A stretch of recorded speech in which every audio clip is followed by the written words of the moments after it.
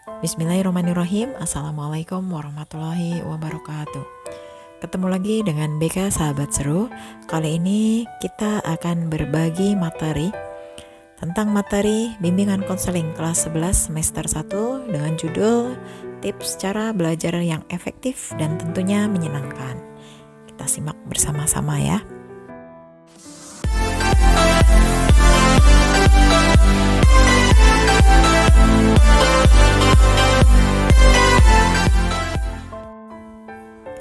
Kunci utama kesuksesan seseorang adalah dengan cara belajar. Ada beberapa cara yang biasa dilakukan dalam belajar, tapi yang terpenting adalah bagaimana kita bisa menerapkan cara belajar yang berkualitas. Belajar yang berkualitas adalah cara belajar yang paling efektif dan efisien sehingga tidak banyak membuang waktu, tenaga, dan pikiran.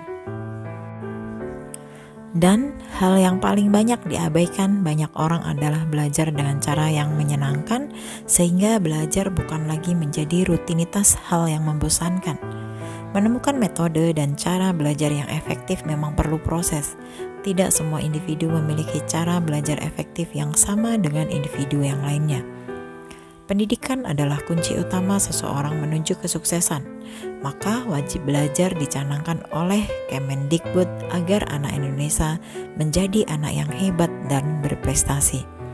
Diperlukan pengamatan sekaligus kemampuan analisa untuk mengetahui metode belajar yang paling pas bagi seseorang untuk dapat belajar berkualitas yang efektif, efisien sekaligus menyenangkan. Nah, berikut ini ada 9 tips cara belajar berkualitas yang efektif, efisien, dan menyenangkan bagi kita yang patut kita coba. Yang pertama, tentukan tujuan belajar. Setiap orang pasti punya cita-cita untuk menjadi orang sukses dalam bidang apapun. Untuk itulah tujuan belajar sangat penting bagi kita. Mulailah dengan menentukan tujuan belajar kita. Belajar untuk apa? Untuk mencapai apa? Untuk menguasai apa?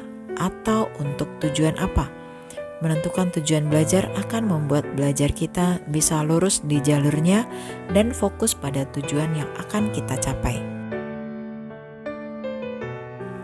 Kemudian yang kedua, belajar dengan disiplin. Disiplin sangat diperlukan dalam belajar. Karena dengan cara itu kita dapat mengatur waktu dan hal apa saja yang akan kita pelajari. Belajar itu juga perlu mengatur waktu. Kapan kita memulai dan kapan juga kita harus istirahat. Disiplin sangat diperlukan dalam menuntut ilmu. Sebab dari disiplinlah orang bisa menjadi sukses. Apabila dalam belajar kita tidak disiplin, maka cita-cita untuk menjadi orang sukses akan terhambat. Buatlah daftar belajar lengkap dengan waktunya. Jalankan semua daftar belajar tersebut sesuai dengan jadwal yang sudah kita buat. Dan fokus pada tujuan dan cita-cita yang akan kita raih dengan belajar. Jangan biasakan belajar di saat besok akan ulangan atau ujian. Hal ini akan memberatkan kita dalam menyerap materi pelajaran. Waktu yang efektif dalam belajar di rumah adalah 1 hingga 2 jam untuk mengulang pelajaran. Belajar terlalu lama juga tidak baik karena hal tersebut akan membuat kita lelah dan konsentrasi menurun hingga kurang efektif. Ingatlah, belajar bukanlah harus menunggu datangnya PR atau pekerjaan rumah. Namun, sewaktu PR di sekolah tidak ada, maka kita perlu membaca ataupun mengulang materi-materi yang telah disampaikan oleh guru. Yang ketiga yaitu belajar dengan orang lain atau berkelompok. Kebiasaan masing-masing individu tentu berbeda-beda. Ada yang lebih bisa berkonsentrasi dan menyerap pelajaran dengan belajar sendiri, tapi ada juga yang lebih suka belajar bersama teman atau berkelompok. Belajar dengan teman sekelas atau anggota keluarga bisa menjadi salah satu poin penting yang mempermudah kita menyerap bahan pelajaran dengan efektif. Kelebihan dari metode ini adalah keadaan di mana kita bisa mendiskusikan suatu materi tertentu. Kita bisa saling bertukar pendapat, bertanya jawab, atau bahkan saling mengajari untuk memecahkan soal-soal tertentu. Satu hal yang harus kita waspadai, belajar kelompok akan sama sekali tidak berguna apabila orang-orang di dalamnya tidak fokus dengan materi pelajaran di dalamnya. Biasakan juga untuk tidak bergantung pada satu orang tertentu dalam menjawab soal-soal saat belajar kelompok. Dan yang paling penting adalah carilah teman yang serius ingin belajar, bukan hanya sekedar berkumpul bersama. Selanjutnya yang keempat, mencari tempat yang nyaman. Salah satu yang mendukung kita dalam belajar adalah tempat atau lokasi belajar. Ternyata tempat atau lokasi belajar juga mempengaruhi kita dalam berkonsentrasi. Suasana yang nyaman akan membantu otak bekerja lebih prima. Ketika pikiran sudah nyaman, maka hati akan turut senang, sehingga belajar akan terasa mudah dicerna. Akan tetapi, tempat yang nyaman tidaklah harus luas, melainkan tempat tersebut rapi dan bersih. Buanglah benda-benda yang tidak penting di sekitar tempat kita belajar, sehingga ruangan terlihat lebih nyaman dan rapi. Usahakan lampu di ruangan kita belajar mendukung dan pas di mata kita untuk membaca. Namun, tak bisa dipungkiri, versi nyaman sangatlah relatif tergantung dari hati kita sendiri. Selanjutnya yang kelima, yaitu dengan banyak minum air putih. Air putih memiliki fungsi alami untuk membuat tubuh menjadi segar, apalagi setelah berkonsentrasi lama mempelajari sesuatu. Sediakan segelas air putih di saat kita belajar. Di saat kita merasa mulai kehilangan konsentrasi, mata lelah atau bosan, teguklah segelas air putih. Selain berfungsi untuk mengembalikan konsentrasi yang mulai buyar, air putih juga bisa membuat kita lebih sehat dan segar. Yang keenam, kenalilah tipe belajar kita. Kadang seseorang tidak bisa mendapatkan hasil yang maksimal saat ulangan atau ujian bukan karena mereka tidak bisa. Akan tetapi hal tersebut terjadi karena cara belajar mereka yang salah. Kalau kita suka belajar dengan simbol, gambar, dan visualisasi, maka belajarlah yang melibatkan hal-hal visual yang akan membuat kita merasa tertarik. Misalnya dengan memperhatikan gambar-gambar pada buku sumber, kemudian menelaah penjelasannya.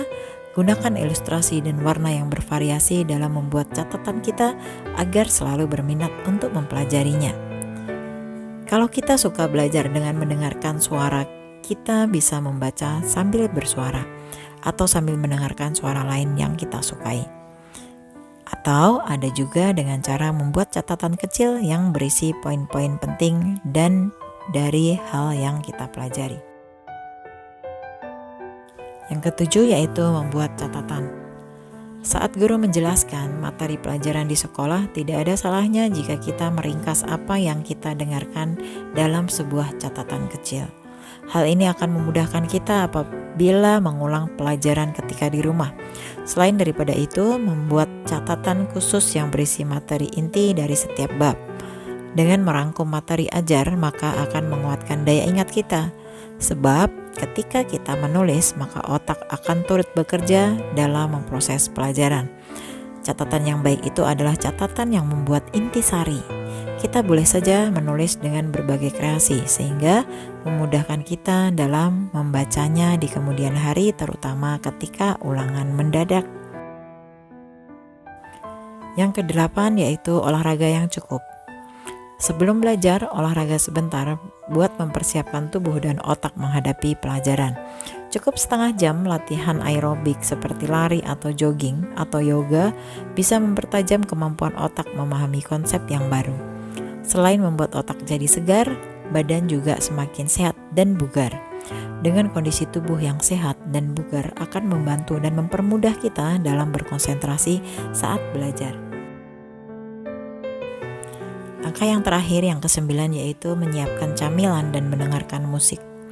Belajar terus-menerus kadang membuat seseorang bosan dan lelah. Tidak ada salahnya jika saat badan dan mata kita mulai lelah dan konsentrasi menurun, kita istirahat sejenak dengan makan camilan.